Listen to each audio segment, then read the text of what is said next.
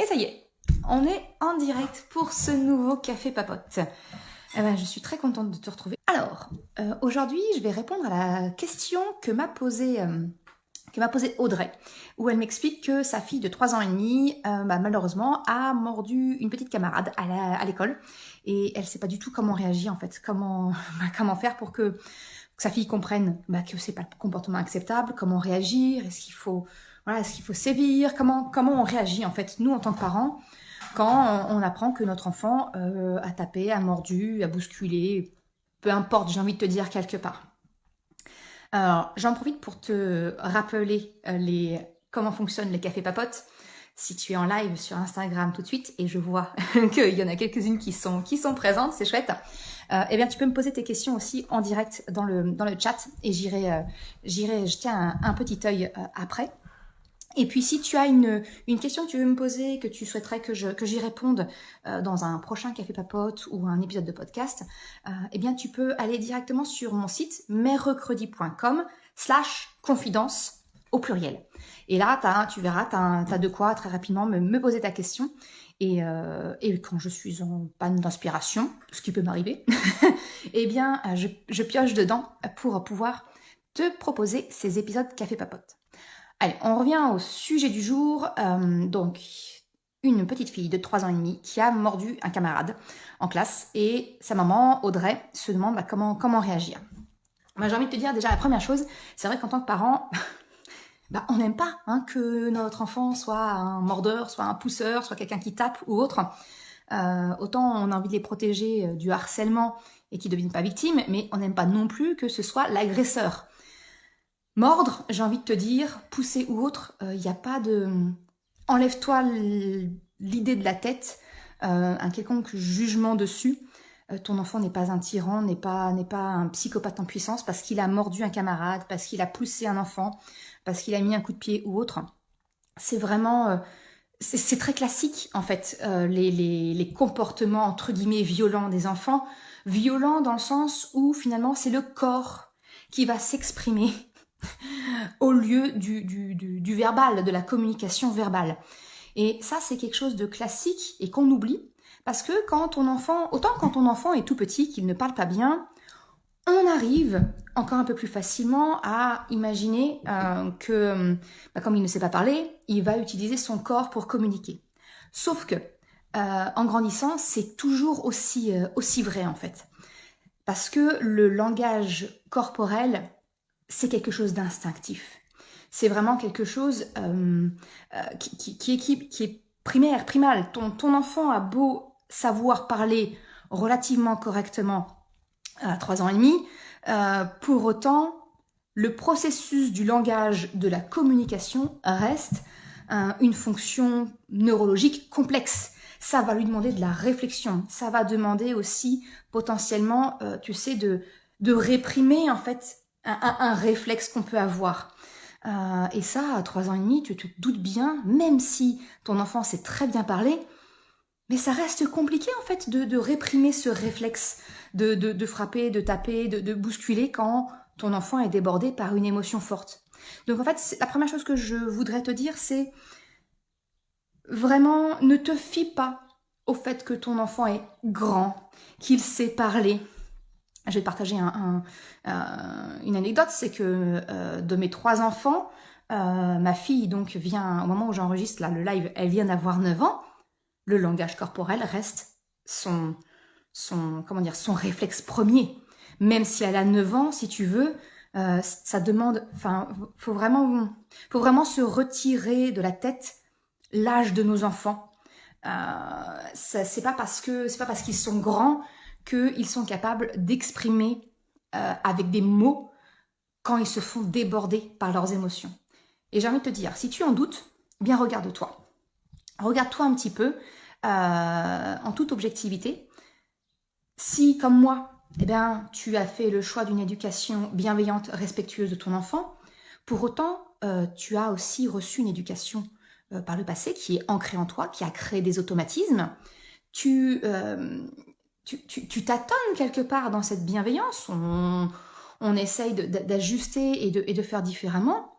Mais quand ton enfant te pousse dans tes retranchements, que tu es au bord de l'explosion, eh bien très souvent, surtout au début, on a encore le réflexe du corps qui va être de crier, d'attraper, de serrer.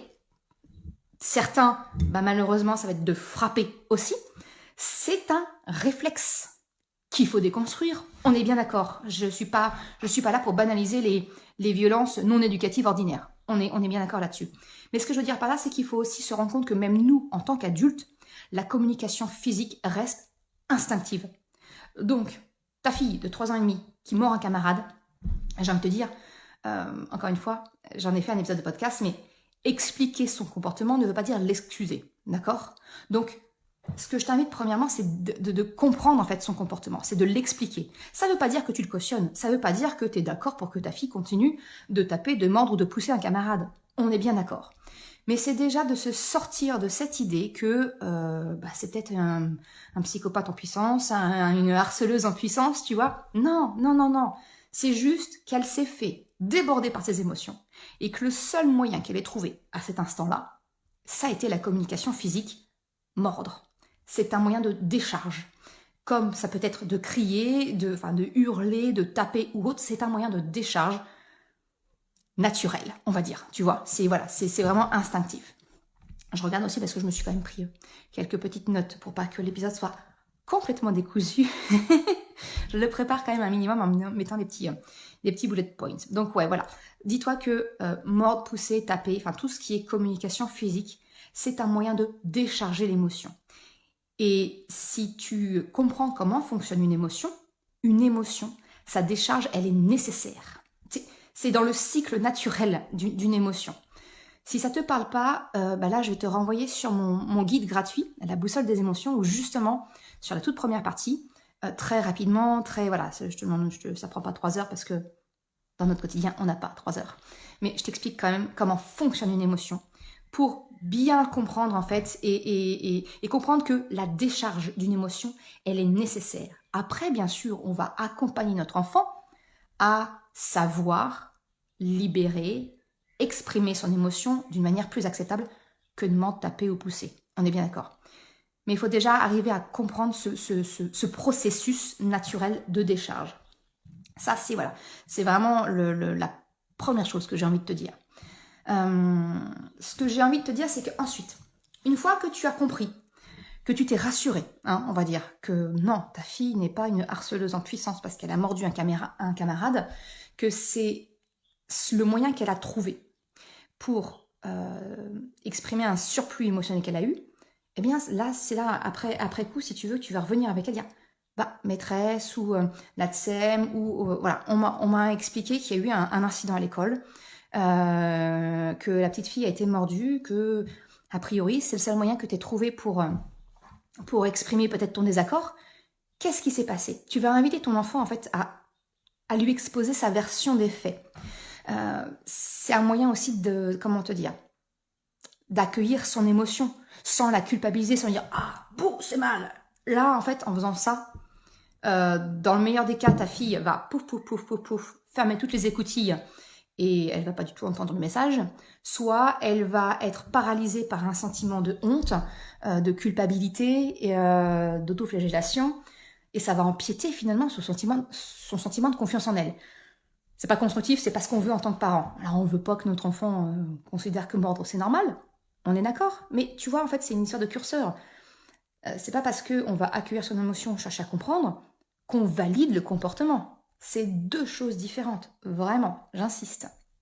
Mais en tout cas, voilà, je t'invite vraiment à te dire, à essayer de poser la question à ton enfant quand il a mordu. Qu'est-ce qui s'est passé? Quelle a été la situation qui t'a conduit à cet extrême-là? Voilà, tu le sais. Mordre, taper, pousser, tirer, c'est interdit, c'est un comportement inacceptable. Tu le sais bien. Qu'est-ce qui s'est passé? Tu t'es senti dépassé? Et là, tu vas faire exprimer le besoin ou la valeur qui a été atteinte chez ton enfant. Peut-être que elle a été mordre un camarade parce que trop de bruit, tu as trop de stimulation autour d'elle et elle a littéralement disjoncté. Ça, on sous-estime souvent, hein, surtout à l'école, cette surstimulation visuelle, auditive, qui peut vraiment aller venir titiller les enfants. Si je te fais un parallèle, je dis pas que ta fille est atteinte d'autisme, mais tu vois, les personnes qui sont atteintes d'autisme, effectivement, le bruit va être un stimulus trop fort, trop important. Les lumières, ce genre de choses. Bah, ce qui est vrai pour les personnes atteintes d'autisme, c'est aussi vrai pour nous. Quelquefois, eh bien, quand la musique est trop forte, qu'il y a trop de bruits différents, on s'entend plus, on n'arrive pas à se concentrer. Quand il y a trop de lumière, trop de choses, bah en fait pour nos enfants c'est exactement la même chose. C'est pas parce que eux-mêmes font du bruit qu'ils ne sont pas sensibles au bruit, tu vois. Donc voilà, peut-être que ça peut être ça, peut-être que donc là ça serait exprimer un besoin d'un peu plus de silence. Et bien de voir un peu comment on peut faire. Est-ce que voir avec la maîtresse, est-ce qu'il y a certains instituteurs, institutrices sont sensibilisés à ça et ont des coins calmes dans les classes, peuvent créer des choses, voilà, tu vois, pour prendre en compte ce besoin. Je vois Diète, Sophia, tu me dis comme pour les hypersensibles. Bah exactement. C'est tout à fait ça. En fait, le moindre, tu vois, la petite étiquette c'est rien du tout une étiquette, mais ça va venir. Ça va devenir insupportable pour une personne qui est sensible et ça va venir te titiller et t'énerver. Je vais te faire le parallèle, je sors du sujet. Les beaux jours reviennent, je remets des jupes. J'ai la peau qui tiraille des jambes, mais je me réhydrate la peau parce que je me rends compte, en m'hydratant, qu'en fait, c'est un stimulus permanent chez moi d'avoir la peau sèche qui tiraille. Je ne me rends pas compte, en fait, dans les journées. C'est quand je prends soin de ma peau que je me rends compte à quel point ça pouvait me gêner avant. Donc, il y a des choses comme ça, en fait, tu vois, qui peuvent venir, qui sont des micro-stimuli, stimuli, je sais plus comment on dit, bon bref, t'as compris l'idée, mais qui vont venir nous taper sur le système. Et ça, plus ça, eh ben, eh ben on arrive à un débordement. Donc, pour en revenir au sujet, si ton enfant mord, tape, tire ou autre, tu as un comportement finalement non acceptable, eh bien, cherche à lui faire exprimer qu'est-ce qui s'est passé. C'était quoi ton besoin? Ou peut-être c'était quoi la valeur qui est venue être heurtée? Peut-être que l'enfant à côté était pas très sympa avec un autre et ton enfant a été... les hyper-empathes vont être blessés, l'injustice qu'ils voient en face de lui ou il va vouloir défendre. Tu vois, donc il y a aussi, les enfants ont aussi des valeurs qui leur sont propres. Donc tu vois, ça peut être tout ça. Donc je t'invite vraiment à essayer de faire parler ton enfant pour lui faire prendre conscience de c'est quoi son besoin ou c'est quoi la valeur qui a été heurtée et qui l'a conduit à exploser. Et une fois que tu as établi comme ça, tu l'aides, tel un détective, à comprendre un petit peu qu'est-ce qui a pu le gêner, eh bien c'est bien, ok, comment on peut réagir autrement? Parce que mordre, c'est pas acceptable. Mais je comprends ton émotion, on l'accueille, ok, mais par contre, la façon dont tu l'as exprimée, c'est pas correct. Donc, comment on peut faire autrement? Et là, on va trouver un moyen. Peut-être qu'on va dire, je sais pas moi, j'ai besoin de calme. On va exprimer le besoin. On va aller demander de l'aide. On va se mettre en retrait. Il y a... il y a 1000 solutions, il y a autant de solutions finalement que de situations qui vont conduire à ce comportement-là. Donc je peux pas toutes les passer en revue, parce que voilà, sinon, sinon ça sera un grand éventail d'exemples. Mais tu vois un petit peu ce que je veux te dire, c'est vraiment tu accompagnes ton enfant à comprendre qu'est-ce qui l'a conduit à ce comportement inacceptable. On ne porte pas de jugement de valeur, bouh, c'est mal, c'est pas bien ce que tu as fait. Non, ok, je comprends, c'est pas acceptable, mais je comprends, c'est quoi le problème, qu'est-ce qui s'est passé et qu'est-ce qu'on peut mettre en place à la place. Comment est-ce que moi je peux t'aider? Comment est-ce qu'on peut en parler peut-être avec un instituteur, avec le copain, avec les parents du copain, je ne sais pas, tu vois, mais comment on peut mettre en place quelque chose? Et quand à chaque fois, je t'embête en te disant comprendre le message de l'émotion pour apprendre à exprimer ce message, c'est exactement ça. Et tu vas l'apprendre par l'exemple, en le faisant vivre à ton enfant. Voilà un petit peu ce que je pouvais te partager, te répondre en tout cas sur la question que tu m'avais posée, sur le fait que ta fille de 3 ans et demi ait mordu un camarade de classe. C'est vraiment lui faire exprimer son besoin, ses valeurs, accueillir l'émotion de trop-plein qu'il a eu, enfin qu'elle a eu en l'occurrence, et l'accompagner pour savoir exprimer correctement et pas simplement être dans le répréhensif. parce qu'encore une fois, ça ferme les écoutilles. Voilà un petit peu ce que je pouvais te partager. Pour rappel, je t'en parle donc dans la boussole des émotions que tu peux télécharger facilement sur mon site merrecredi.com. Et puis bien entendu, on va beaucoup plus loin dans la formation S'élever en même temps que ses émotions. Voilà ce que je pouvais te partager. J'ai cru voir quelques messages en passant. Alors si tu as une question, j'ai envie de te dire que tu es en live, c'est le moment. J'ai vu Bichette, je crois. Alors attends, ouais, Bichette0210. Bonjour, mon petit garçon de 4 ans, par moment est très énervé et j'ai remarqué que des fois il s'énerve quand je ne me sens pas bien et que rien m'énerve. Que faire? Peux-tu m'aider? Est-ce que tu as vu mon dernier café papote, Bichette, où je parle de la culpabilité maternelle et le fait que finalement, quelquefois, nous sommes responsables des émotions de notre enfant. C'est ce que j'ai vécu, moi. Enfin, c'est ce que je vis actuellement, en tout cas avec mes enfants, parce que je vis des émotions très fortes actuellement avec le divorce de mes parents. Et le divorce en tant que tel, c'est pas grave, hein, ils divorcent, mais ça se passe très mal entre eux. C'est voilà, il y a beaucoup d'émotions, on va dire, et ça m'impacte énormément. J'en ai ouvertement parlé sur le fait que je suis sous antidépresseur pour justement m'aider à passer ce cap. Et mon grand a recommencé à avoir des crises d'angoisse très très fortes le soir. Mais au point à m'agripper le soir et ne pas me lâcher. Non, ne pars pas.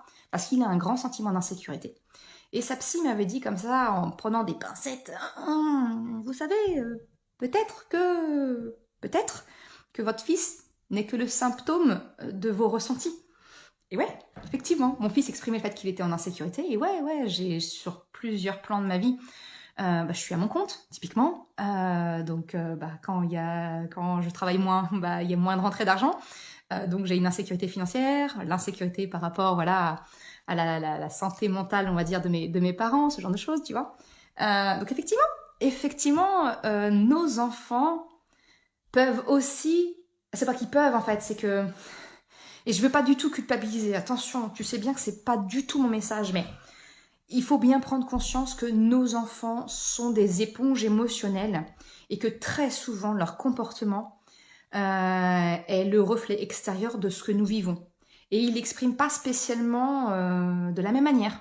Donc je te dis, mon grand, le retour des angoisses. Ma fille, c'est plus diffus. Et mon petit dernier, donc il a, pour rappel, hein, il aura 6 ans cet été. On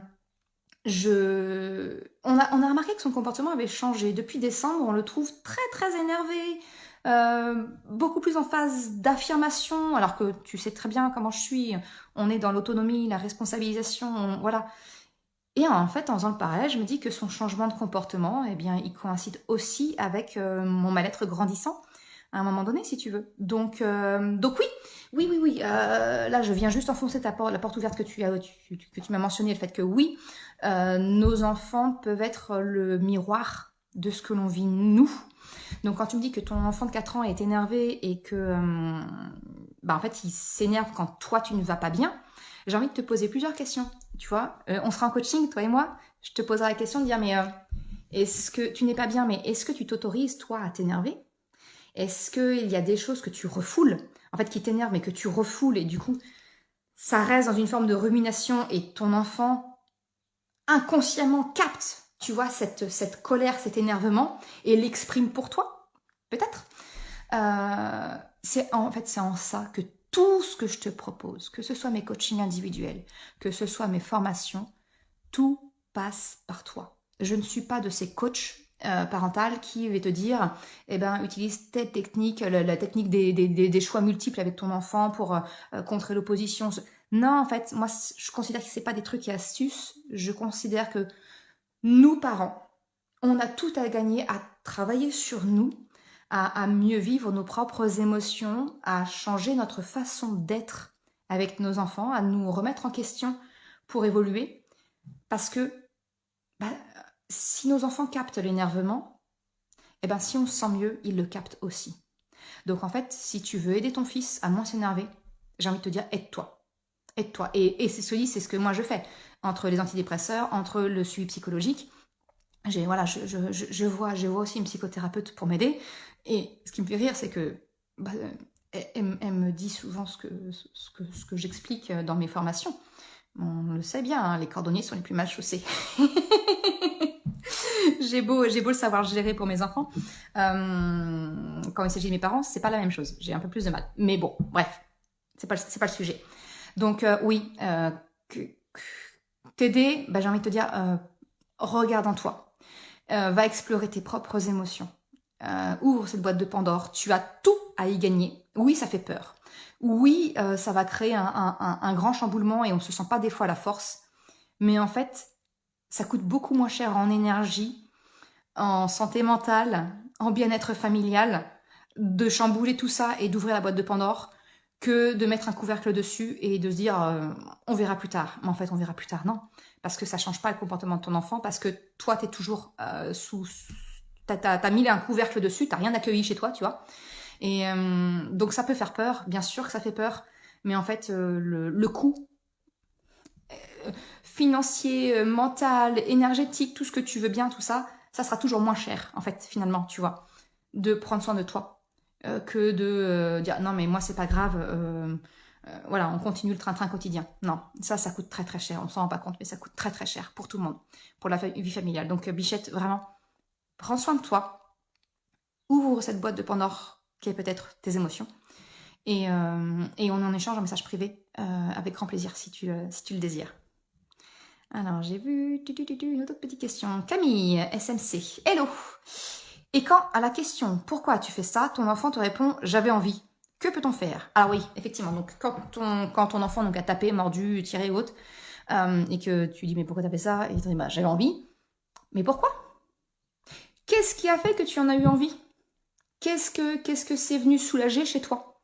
C'est hyper déroutant comme réponse. Et je le comprends parce que ça vient en résonance probablement avec ta peur que notre enfant soit antisocial, psychopathe, agresseur, harceleur, tout ce que tu veux bien. Dire mais en quoi t'en avais envie? Qu'est-ce que ça t'a fait? S'il te dit tu vois, ça m'a fait du bien, ça m'a soulagé, ok. C'est très difficile, mais essaye de ne pas porter de jugement de valeur sur le fait que ça t'a fait du bien. Parce que je sais que ça va allumer un gros warning en toi pour dire « Oh là là, mais c'est un harceleur en puissance, mon enfant !» Non, va creuser plus loin. La psychopathie, c'est rarissime, d'accord? Donc, va creuser plus loin. Parce que peut-être quelqu'un s'est comporté comme ça avec toi? Qu'est-ce qui s'est passé? T'as voulu te venger? Tu vois, va plus loin que la réponse de « j'avais envie ». Mais tu en avais envie pourquoi? Qu'est-ce que ça t'a apporté? Qu'est-ce que ça t'a fait ressentir? Pourquoi t'as ressenti peut-être du plaisir? Mais voilà, allez, prenons le truc au bout, le plus extrême. Pourquoi t'as ressenti du plaisir à la mordre? T'avais besoin t'avais tellement de tension que t'avais besoin d'évacuer la tension? Si t'as besoin de mordre, pas de problème. On peut trouver des choses à mordre. Il y a des, tu sais, les mâchouilleurs. Encore une fois, je dis, moi, mon grand est un anxieux pas possible, mais moi, mes doigts, faut pas trop les regarder. Voilà, et même à l'intérieur de ma bouche, je me mords très souvent à l'intérieur de la bouche. Ça, c'est un signe. Chez moi, quand je me rends pas compte que je vais pas bien, en fait. C'est quand je sens les cicatrices, je dis, oh, je me suis mâchouillée. Ah, c'est que ça va pas. Tu vois, donc peut-être que ton enfant aussi a besoin ça décharge une tension. Un peu à la manière, tu sais, il y a ces exercices pour relâcher la tension où on serre très très fort et on relâche. Mordre, ça peut être la même chose. C'est je serre très très fort et je relâche. Peut-être le réorienter sur autre chose. Un mâchouilleur. Tu vas sur le site Optoys. En fait, à la base, il propose beaucoup de matériel adapté aux enfants atypiques. Voilà, différentes neuroatypies, si tu veux. Et je sais que chez eux, j'avais trouvé donc pour mon fils un collier à mâchouiller.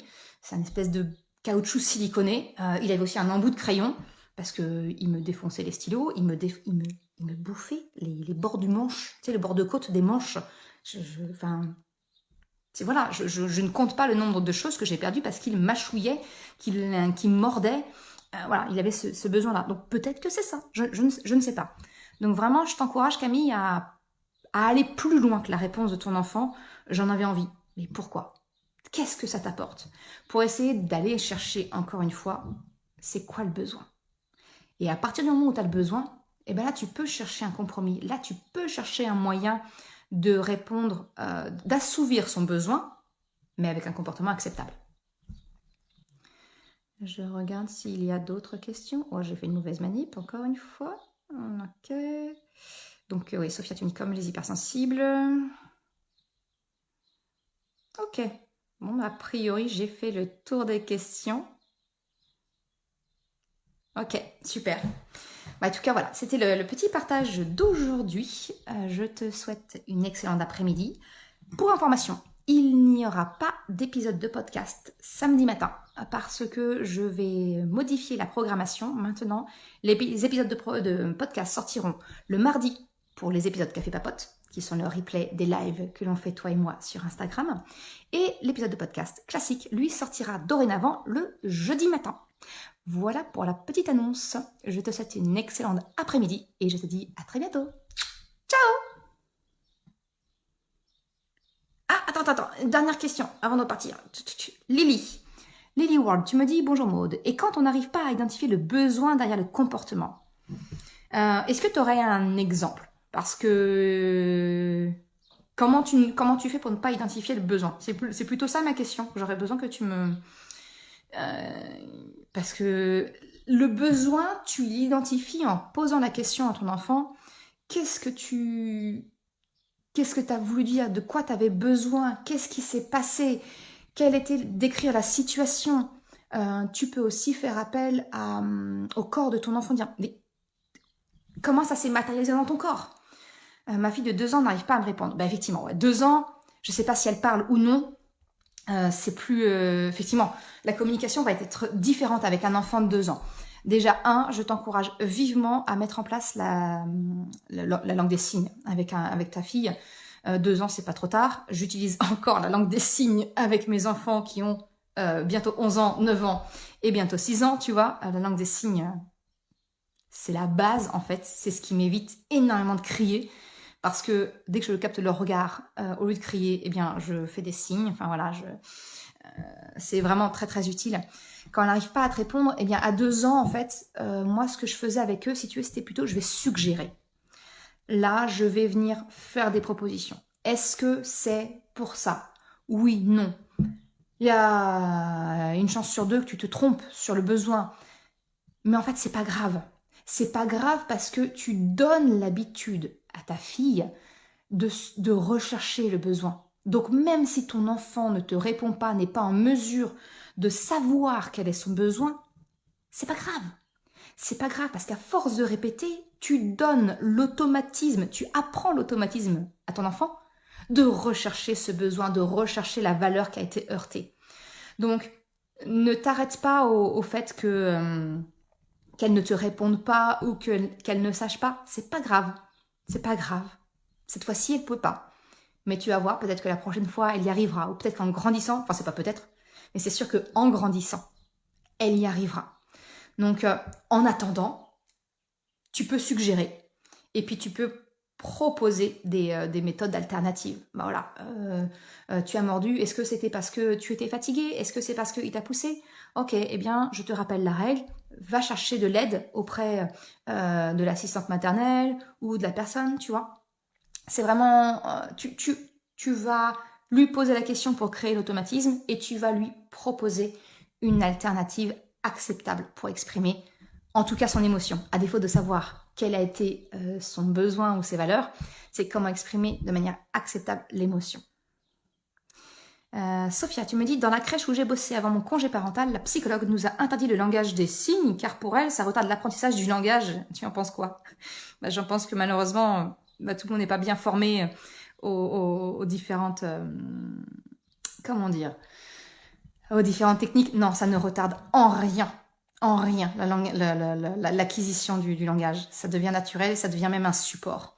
Donc moi, je suis plus que convaincue de la langue des signes. C'est ultra bénéfique. Ça permet, même quand ton enfant est parleur, mais qu'il n'a pas envie de s'exprimer, je vois même ma fille de 9 ans, des fois, quand elle se ferme comme une huître, elle va refuser de parler avec moi, mais on a des codes. Voilà, on a des micro-signes qu'elle va me faire d'une façon la plus limitée possible parce qu'elle n'a pas envie, mais elle va le faire quand même. Non, ça retarde absolument pas l'acquisition du langage. Vraiment, c'est une fausse croyance.